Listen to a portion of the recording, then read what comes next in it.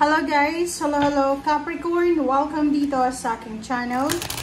Kapalaran 888. Welcome guys! Alamin natin kung ano ang messages, vibration, gabay energy para sa inyong lahat. Ito ay para sa 3rd week of August 2025, Capricorn. So, please connect your intuition sa lahat ng cards or tarot cards na lumalabas dito sa tarot reading. Okay, so general reading tayo. Please comment down below if you resonated. And doon sa mga Capricorn na bago lang dito sa aking channel, paki-like and subscribe para updated po kayo sa mga videos na ina-upload natin everyday. Okay. Okay, first card mo dito is Penguin. Diamond Light Activation, and the second card is Hedgehog. So, yung first card mo dito as a Penguin Spiritual Helper's Guide, sinasabi na there's a light activation and new energies that coming your way. So, be open and receptive. Be open and be receptive and welcome. Kung ano man ito na new beginnings, kung ano man tong liwanag, kung ano man tong bago na posibleng darating sa'yo.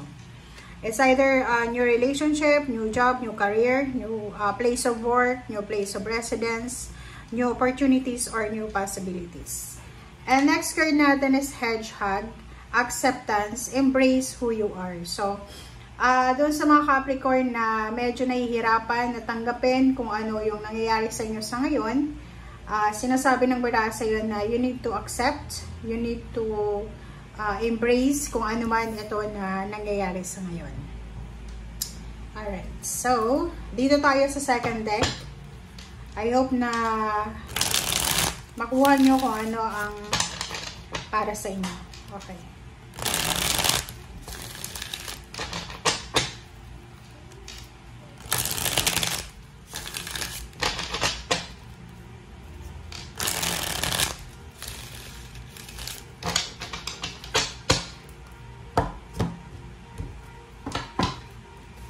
Alright, Capricorn, there's a Queen of Rods. It's fire sign energy. And there's a 9 of Swords, 7 of Swords, and Page of Cups. OMG. And sa ilalim mo, guys, is the Empress. This is new beginnings. Paki-comment sa comment section, Capricorn, if maka-resonate ka dito. Queen of Rods and 9 of Swords and 7 of Swords.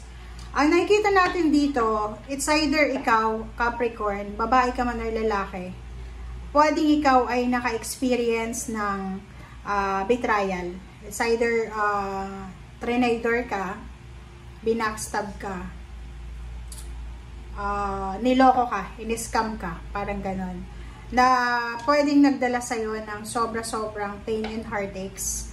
Kasi minsan, depende yan sa defense mechanism ng tao. May mga tao na hindi sila sanay na traidorin, which is, pag nangyari yan sa kanila, parang napaparalyze yung buhay nila.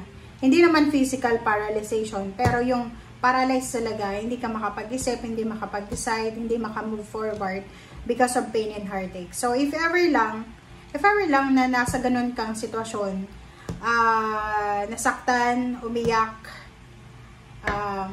nalungkot, nag-grieve, hindi makatulog sa gabi, nagka-anxiety, nagka-depression, and akala mo parang ikaw na yung pinaka parang less sa lahat, less fortunate sa lahat ng tao. Sabi sa'yo dito ng Queen of Rods, minsan yung mga nangyayari sa buhay ng tao, minsan paraan yan ng universe para alisin ka sa lugar or sitwasyon, pagkakataon, relationship na alam ng Panginoon na hindi para sa'yo. Kasi minsan, di ba, pag sobrang in love ka, like sa relationship pag sobrang in love ka sa isang tao, kahit alam mo na yung taong yun ay niloloko ka, kahit alam mo na yung taong yun ay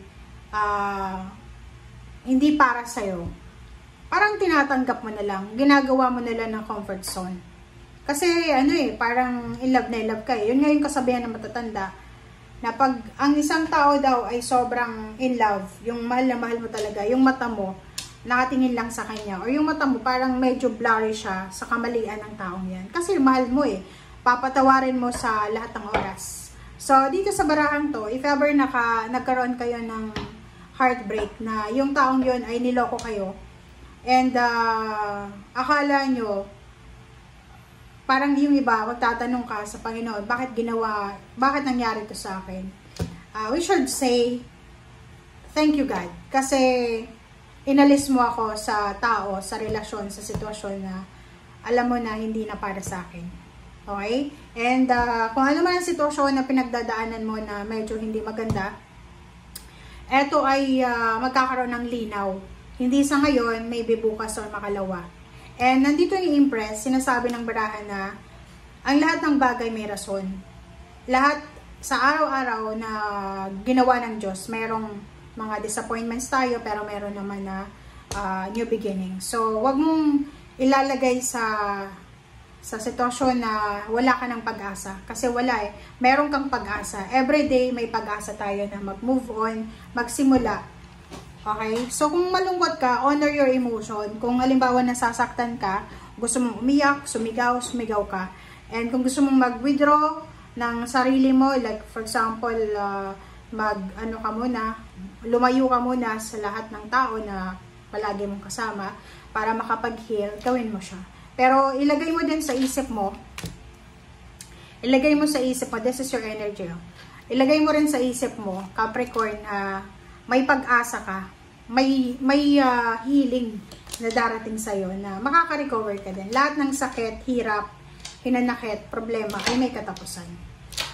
The Empress, sinasabi ng baraha, yun nga, sabi sa'yo dito na kailangan natin na tanggapin.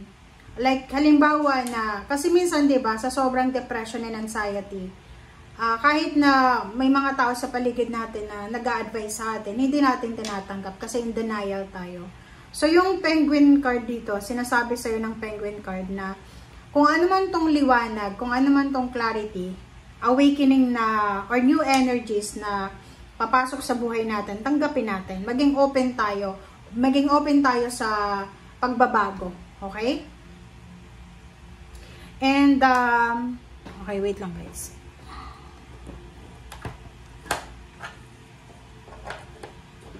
Okay. And then, dito naman sa Ten of Pentacles, tsaka Queen of Pentacles, sinasabi ng baraha sa'yo na, siguro sa ngayon, sa kasalukuyan, sinasabi ng baraha sa'yo na maybe sa iba sa inyo ngayon, yung iba, meron kayong pinagdadaanan na emotional problems. Like yun, may heartbreak, pwedeng may nag-away sa pamilya, nagkahiwala yung magulang, pwedeng merong tension sa mag-asawa, mag-boyfriend, girlfriend. But, hindi naman lahat ng oras or hindi naman parang sinasabi na lugmok ka. Kasi minsan, di ba, meron na may problema sa pamilya pero yung trabaho niya, yung career niya sobrang stable and secured.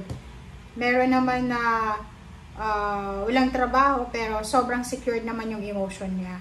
So, yung Ten of Pentacles and Queen of Pentacles, if ever lang na wala kang masyadong problema sa trabaho, pero yung pinoproblema mo ngayon is yung emotion mo, yung pamilya mo, yung asawa mo, boyfriend, girlfriend. Sinasabi ng barahan na huwag kang masyadong padadala sa emotion mo, lalo na dyan sa emotion natin, sa intimate. Kung may trabaho ka ngayon na stable, secured, be thankful and grateful. And gamitin mo yung energy na yon, like yung kung ano man ang parang halimbawa kung gusto nating mag-move on, parang yung trabaho na ginagawa mo sa ngayon or yung goals mo sa buhay financially, gawin mo siya as parang inspiration para maka-move forward ka. Diba? May mga ganun eh. Like, halimbawa, after nilang mag-break up sa trabaho, sila nakafocus na. Yung parang iniisip nila, okay, magpapayaman ako since hindi naman ako swerte sa relationship. Bakit ko hayaan na pati trabaho maapektuhan? So, mayroon mga ganun eh. Like, di ba sa mga podcast, maririnig mo na nasa 45 years old sila, single, pero sobrang successful sila sa buhay, sa negosyo, sa career. And kung iisipin mo, i-research mo, nagkaroon ba sila ng relationship? Oo, nagkaroon na sila ng relationship, pero yung relationship na meron sila dati, sobrang toxic, which is yun yung rason kung bakit sila nagporsige sa, kumbaga, yung pain and heartaches nila sa relationship, dinivert nila doon sa trabaho. And yun din yung trabaho na nagbigay sa kanila ng healing. And yun, the Devil and Seven of Rods. Sinasabi ng bara sa'yo, yun na nga, iwasan natin, this is your energy, iwasan mo, Capricorn, na malugmok sa kalungkutan. Kailangan mong proteksyonan ang sarili mo. Kailangan mong tanggapin na, like for example, kung nasa, halimbawa, dating long-term relationship ka, long-term relationship, 8 years na kayo, 9 years together, or 10 years, tapos, ayaw makipag-commit sa'yo, ayaw kang pakasalan, or ayaw magpakasal sa'yo, or nakipag-break sa'yo, because na fall out of love. So, yun, just embrace, accept it, diba? Hindi mo naman pwedeng pilitin siya na makisama sa'yo, because na fall out of love na, tapos ikaw lang yung magbibigay ng pagmamahal sa kanya. Unfair yun. Unfair yun sa'yo. Hindi yun sa kanya. Kasi siya, since wala na siyang pagmamahal sa'yo, ibig sabihin, decision niya na yun. Pero ikaw, na mahal mo pa rin siya, hindi ka dapat nagtitiis o magtitiis na makisama sa taong hindi ka naman mahal. Parang ganun. Diba? So, you need to protect yourself. Even sa jobs, sa mga career natin, pag hindi na tayo masaya, you need to think double, 10 times, trifle, parang ganon. So, kailangan nating mag-isip na, kasi sa panahon ngayon guys, hindi na tulad nung panahon, diba? Yung unang panahon, sa loob ng pamilya, kailangan perfection diba? Yung mga lolo-lola natin, sobrang perfect, na kahit na ayaw mo, gagawin mo. Because, ayaw natin na ma-disappoint si lola, si lolo, yung parang ganon. But now, kahit yung new generation now, merong mga pros and cons. Pero isa sa mga pros ngayon is you have freedom. You have freedom na pag halimbawa na fed up ka na, yung parang ayaw mo na talaga, yung pagod ka na, alam mo na sawang-sawa ka na, ganon. Lalo sa trabaho, pwede kang mag-resign, pwede kang maghanap ng iba. Kung mapapansin nyo, di ba yung mga elders ngayon, diba, yung mga tiyahin natin, lolo natin, lola, nagtatrabaho talaga sila, isang company lang, like, from the time na nag-work sila, hanggang sa nag-retire sila, andun lang talaga sa company na yun. Pero ngayon, may diversion na, diba, yung parang, pag hindi ka masaya dito, hanap ka ng ibang opportunities, diba, yun din yung pros. Ang cons lang dyan is, parang magsisimula ka palagi. Simula.